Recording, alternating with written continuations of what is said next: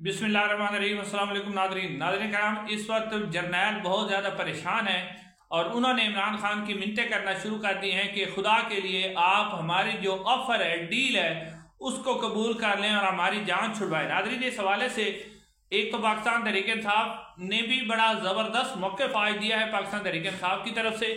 जो DGISPR की press conference है उसका भी मैं थोड़ी सी झलक आपको दिखाता हूँ। लेकिन मैं क्यों कह रहा हूँ कि जर्नैल इस वक्त जो है पाकिस्तान तहरीक इंसाफ के चेयरमैन इमरान खान साहब की मिन्नतों पर लगे हुए हैं। इस हवाले से नून लीग के अंदर से आवाज़ें उठना शुरू हो गई है।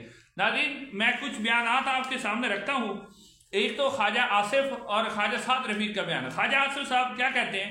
ख्वाजा आसिफ साहब आज कह रहे हैं कि पिछले 15 दिन के अंदर ऐसा कौन सा जादू हो गया कि PTI हमारे साथ मुज़ाकरात करने के लिए तैयार हो गए। इस्टेब्लिशमेंट के साथ वो मुज़ाकरात पहले ही करना चाहती थी, लेकिन अब ऐसा कौन सा जादू हो गया कि PTI हमारे साथ मुज़ाकरात करने के लिए तैयार हो गई। ख्वाजा आसिफ साहब का ये बयान आपने गौर करना है कि ख्वाजा आसिफ साहब ऐसा क्यों कह रहे हैं।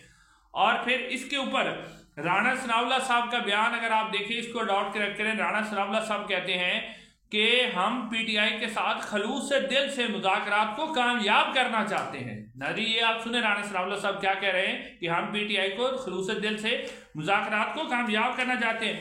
फिर ख्वाजा साद रफीक, आपको बताइए कि उनको भी इलेक्शन जीतने की ऑफर की गई थी लेकिन उन्होंने कबूल नहीं की थी।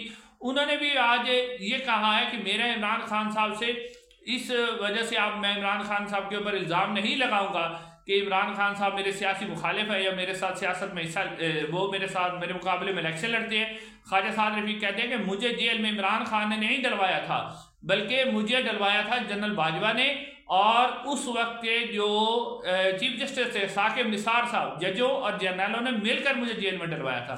नाज़रीन, अब आप ये जो बयान आप देख रहे हैं कि ख्वाजा साद रफीक इस्टेब्लिशमेंट का नाम ले रहे हैं, बाकायदा तौर पर जनरल बाजवा का नाम ले रहे हैं कि उन्होंने मुझे जेल में डलवाया, और वो कहते हैं कि उनका नाम लेना चाहिए। ख्वाजा आसिफ साहब कहते हैं कि ऐसा क्या जादू हो गया है।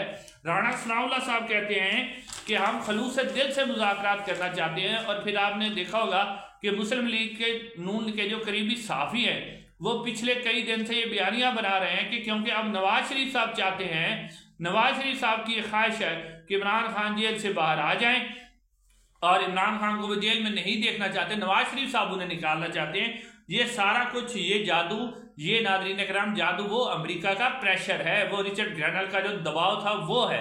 ये नवाज शरीफ साहब की कोई ख्वाहिश नहीं है, ना मुस्लिम लीग नून की ख्वाहिश है। मुस्लिम लीग नून को अब पता चल गया है कि बैक डोर पे इस्टेब्लिशमेंट को ये पैगाम अमेरिका की तरफ से दे दिया गया है कि अपना किबला दुरुस्त कर ले, अपने आप को ठीक कर ले और इमरान खान को रिहा कर दे, वरना आपके लिए नतीजा बहुत ही संगीन हो गया। और हमारी इस्टेब्लिशमेंट जो है वो सबको इनकार कर सकती है, लेकिन अपने अब्बू जी जो अमेरिका है वो उनको इनकार नहीं कर सकती। इसलिए अब बैक डोर पे जो उनको पैगाम मिल गया है इस्टेब्लिशमेंट को कि इमरान खान को रिहा करो, इसलिए अब आपको नून लीग के बयान भी सामने आ रहे हैं, क्योंकि नून लीग को भी लगता है कि ऐसा ही सिचुएशन बनी थी कि जब इस्टेब्लिशमेंट इस तरह के बयानियां बनाए जाए, जैसे DGISPR ने कल प्रेस कॉन्फ्रेंस की, तो नून लीग को ये लगता है कि अब हमारे घर जाने का वक्त आ गया है और हमारे लिए बड़ी खतरे का निशान है।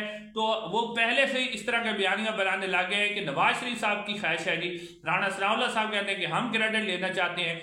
तो ये सारा कुछ इस वक्त इसलिए किया जा रहा है क्योंकि अमेरिका का प्रेशर इस्टेब्लिशमेंट पर आ चुका है, इस्टेब्लिशमेंट परेशान है, इस्टेब्लिशमेंट को अब समझ नहीं आ रही, तो वो इमरान खान को 20 जनवरी से पहले किसी भी डील पर तैयार कर रहे हैं कि कोई डील इमरान खान मान लें और वो बनीगाला शिफ्ट हो जाएं या वो KPK चले जाए या कहीं भी चले जाएं। तो इस हवाले से अब सूरत हाल इंतहाई गंभीर है, कभी कहते हैं कि मरी चले जाए।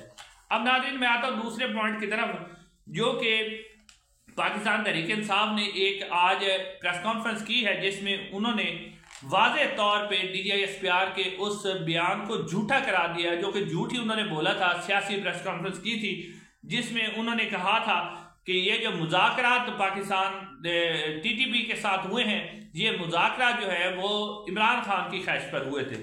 तो इसके ऊपर जो आज पाकिस्तान तहरीक इंसाफ ने प्रेस कॉन्फ्रेंस की, उमर अयूब साहब ने बड़े वादे तौर पे कहा कि 8 नवंबर 2021 को जनरल बाजवा और जनरल फैज हमीद और उस वक्त जो मौजूद थे बाबर इफ्तिखार DGISPR वो भी मौजूद थे, असद कैसर साहब मौजूद थे और उन्होंने कहा कि इस मीटिंग के अंदर न सिर्फ पाकिस्तान तहरीक इंसाफ वज़ीर आज़म इमरान खान मौजूद थे, बल्कि यूसुफ रज़ा गिलानी, शहबाज शरीफ, नवीद कमर, बिलावल, राजा परवेज अशरफ और पूरी पीडीएम की क़यादत उसके अंदर मौजूद थी।